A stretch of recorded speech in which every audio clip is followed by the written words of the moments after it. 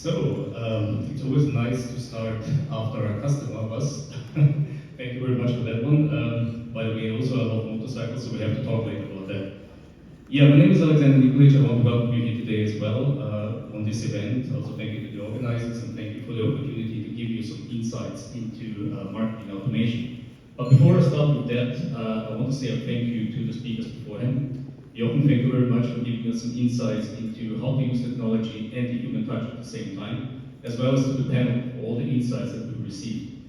If I were to take away something from your presentation, then definitely I need a body weight chart. So that's something that I need, and please don't measure my body mass index or body age, so this I don't need, okay? Good, let's start into our presentation in regards to digital transformation. Digital transformation, I think we heard today a lot about the topic about buzzwords, and this can be a buzzword too. Before I dive into that, let's just give you very briefly an overview who we actually are, because I don't think that everybody knows Radika. So we are a Hong Kong company founded in the year 2000, helping companies reaching out with meaningful content to their customers. So how to create personalized, meaningful content. We are doing this on a quite daily level for millions and millions of communications that we are sending out. This could be offers that you send out to your customers. This could be information that you send out to your customers. This could be any kind of communication that you need on a daily basis between your organization and your client. When we are talking about digital transformation, as we mentioned before, and Yuman said very nice, digital is not new. We are talking about digital for quite some time. And there's a lot of buzzwords around it. We are talking about stuff like competitive advantage, regulatory tech. We are talking about AI. AI, I think, was one of the major topics today. Everybody has this in its words. But we're also talking about customer centricity. We are talking about marketing automation. I think for everybody of you and even us as a vendor side, we need to define what it actually means for us. I'll give you an example. I was invited to an event from an insurance company a few years back. And I remember the meeting that we had in preparation for this event. The topic was, how can we actually increase our customer experience? How can we get better in the market? How we can utilize this technology? And at the end of the day, there was a 15-minute talk with the insurance company, and I didn't understand what they really wanted. So my question was to the team, what is your business pain? What do you want to achieve? Instead of throwing buzzwords out, go down to the ground, try to understand what you really want to achieve at the end of the day. So why are we actually talking about all this stuff? Why are we talking about digital transformation? We're talking about our customers, we're talking about our consumers. Let's put some numbers there. When we're talking about interactions that we are having with our customers, they nowadays start digital. Everybody has a smartphone. Everybody utilizes a smartphone, even now in the room, taking pictures and whatever data we want to utilize with it. So the interaction with the vendors or the solution provider or the service provider starts digital. Also, many people haven't visited a branch in many, many months. I don't know the last time when I was at the bank. I do everything online banking, digital, try to avoid banks as much as I can in a physical place, because I have to wait there in line, I have to wait till I get service, etc. So these are some numbers that are important for us to understand which direction we can actually head and where we should increase the way we're working for our clients. So marketing automation is one of the options that we have, and it's a vital tool for marketers and digital marketing departments to actually reach out to the customer. Here's a study that we have in Capgemini where they were talking about weights and segmentations, how much impact actually marketing automation or even other capabilities in the organization have on the outcome that you have with your customer. So it could be cost efficiency that you want to have, it could be the increased reach that you want to increase, it could be that you want to reconnect with your customers. Think about it, we all went through COVID. How do we reconnect to all my clients? Especially we're talking here about the market in Hong Kong, insurers in Hong Kong, they like to work with mainland Chinese customers. How do you actually reconnect with these clients again after COVID? They haven't been able to come here. Maybe the communication was still done via SMS or WhatsApp, but what's the channel of choice in China? WeChat. So if you want to reach out to these customers, you need to cater to their specific needs that they have and enable these channels. So this is where our platform comes into play. And I don't want to go through all the details what we are offering here, but at the end of the day, what I want to say is we are not focusing on one specific channel, and you should not focus on one specific channel because your customers don't do it. It doesn't matter what kind of channel you think at the moment is the right one, the client decides which channel he will use.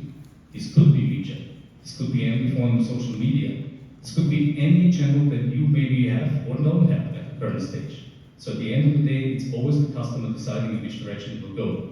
And then having a platform that enables you to do all these channels, be it SMS, be it email, be it WhatsApp, WeChat, etc., social media, is more a kind of a must-have than a nice-to-have. So what we are trying to offer here is, from the marketing automation point of view to the data analytics, to help you basically incorporate all the data that we just heard, for example, from CRMs, social media accounts, etc., and then create this journey that your customer is taking through the system and offer the right content to them. Of course, another thing that is very important is the integration in your current ecosystem. So it doesn't matter what kind of CRM you utilize, it doesn't matter what kind of front end you utilize, our solution must be the hub for communication internally. So basically that you have one platform where you can create and design any kind of communication that you want to send out to your customer. And the key word in the next step will be the personalized communication. And we will talk about a few challenges now. So we have a few customers in the insurance space that are utilizing our solution on a daily basis. They are doing this with SMS marketing, email marketing, WhatsApp, etc. But when we talk to them, they actually came up with a few challenges that they are seeing right now. And this is also something that I've seen in previous companies that I've worked for. Especially here in Hong Kong, this is a topic that is quite interesting. So one of these challenges was the high turnover rate of sales agents. It is very easy in Hong Kong to move from one agency to another agency as sales agent. The issues that are generated with that is mostly that the new sales agent that is taking care maybe of your existing customer doesn't have the data about the client. He doesn't understand the history that the customer has with you. So we need to find ways to basically incentivize communication between the new sales agent and the client. Or, even better, avoid that their current sales agent is actually leaving the company. How can we do that? How can we avoid that the sales agent is leaving the company? Well, the key is remove some frustrations that they have. Incorporate them in the design of the applications that you utilize. Very often when I'm invited to some meetings or events and the companies are talking about what they can do, what are the new technologies that they can utilize, very rarely any sales agent is incorporated in this discussion. How do I know that? Well, I'm married to a sales agent. My wife is 20 years plus in the insurance space, working for a large insurer. And of course, being the husband, I hear every day about some complaints that she has about the systems that they're utilizing. Why is it still very heavy paper-driven? That's another topic that is maybe interesting, not for this session today, but there are some issues that are out there that need to be addressed to basically create a more frictionless experience also for the agent. Another challenge is the customer satisfaction. How satisfied are our customers actually with us? And we heard very nice topics today about it, that we're actually not reaching out enough to our clients. How can we reach out? How can an insurance company engage with the customer? What are the options that you have? Which channels do you utilize to engage? And if you engage them, is the offer that you make them or the topic that you have actually interesting for them whatsoever? I'll give you an example. When I'm a customer, everybody of you from a bank, and banks from time to time, when you have birthday, that's the time when they start, okay, let's reach out to you. Happens with insurance companies as well. Then they're sending you some coupons, they're sending you some nice gift cards, whatever. But very often when I receive this stuff, it had nothing to do with me. Zero to do with me. It means the insurer didn't, or the bank didn't understand me as a person. So there was a lot of female products on these coupons, which is nice. Maybe they're following the rule, happy wife, happy life, that I buy something from my wife. But if they would know me, they would know that I collect classic motorbikes. They would maybe know that I like sports. They would know I like beer, wine, etc. This kind of stuff. But that was not the case. And I think this can cause some issues with the customer to understand, or to give the customer the feeling that you actually understand and you care about it. Do you care about the client? And these are some of the issues that we are seeing. Another thing is, of course, complaints. So I used to work for another software company in the past that was offering complaints management solutions. And a lot of of insurance companies have these complaint management solutions in place. Question is what do you do with the data? Handling a complaint is one thing. So utilizing the data of the complaint to actually maybe avoid some issues with the customer in the future is something else.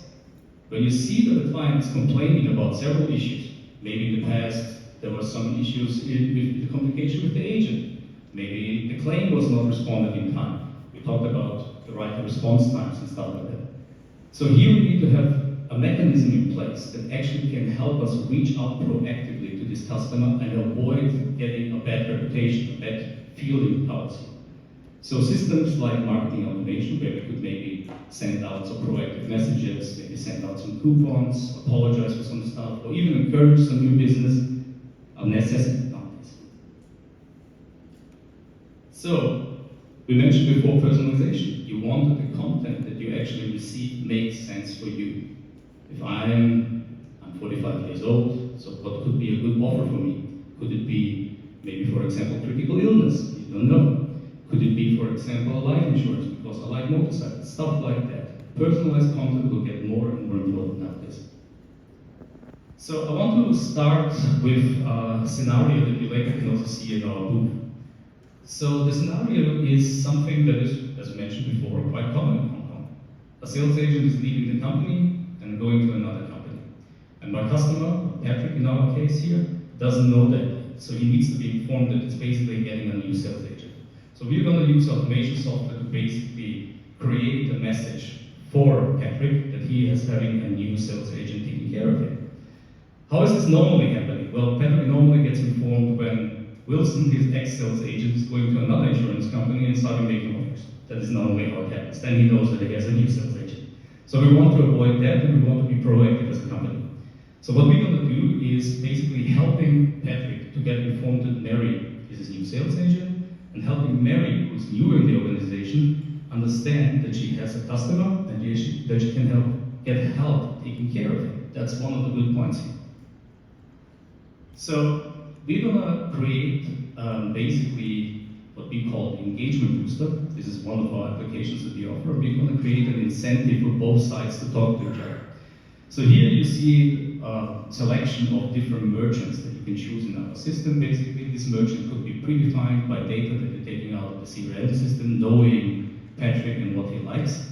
For example, you know, Patrick likes coffee, Patrick likes to go to Ocean Park, etc. Things that we maybe know about the customer, maybe even data that we pulled out of social media, etc. To create a first selection and segmentation of which merchants to be used and create communication flow. So in the next step, we also measure how many of these coupons we still have in our system. This is also very important because money can get lost very easily.